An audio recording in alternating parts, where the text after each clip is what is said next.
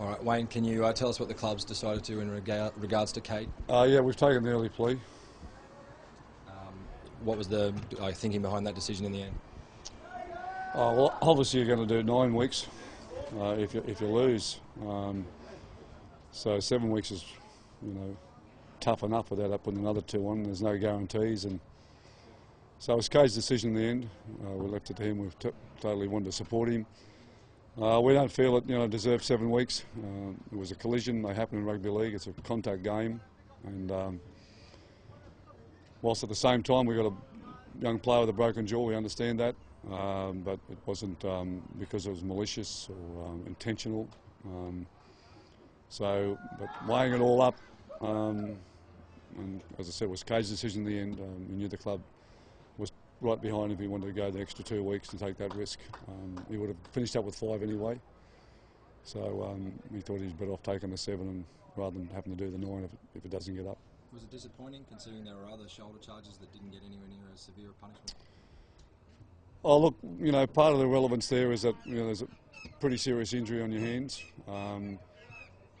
But it's on one hand they tell you that they don't get weighted on injuries. On the other hand, they tell you that they do. So I'm a bit confused about the process at the moment.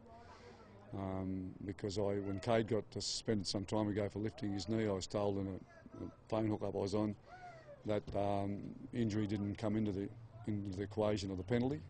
Okay, now they're telling us that it does come into the equation of the penalty. So I'm not sure if they know what they're doing either, but it's obviously an issue on this one.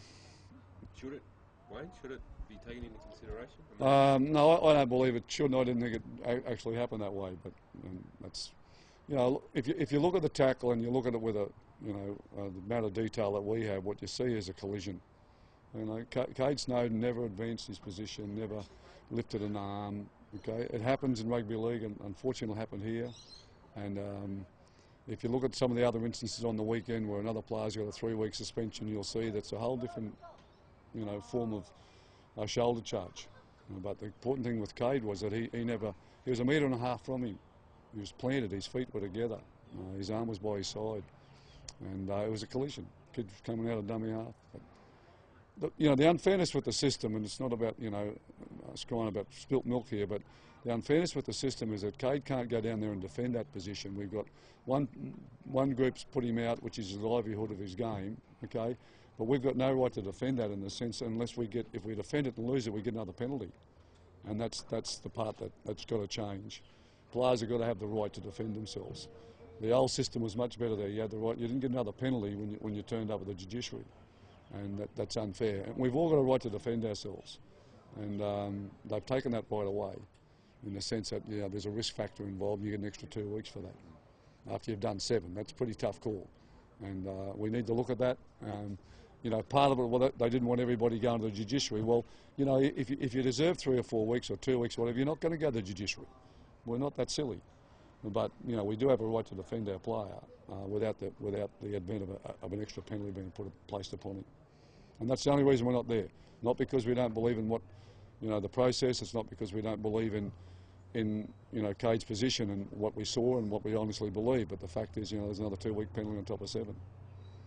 So it's a case of like Jeremy's example earlier. Absolutely. I mean, that was a 4-week suspension, finished up with a 6-week suspension, and that was really unfair on him. It was really tough for him to do. So, Cade had to weigh that today, and I think that all weighed on his mind. And at the end of the day, he decided that he didn't want to take the risk.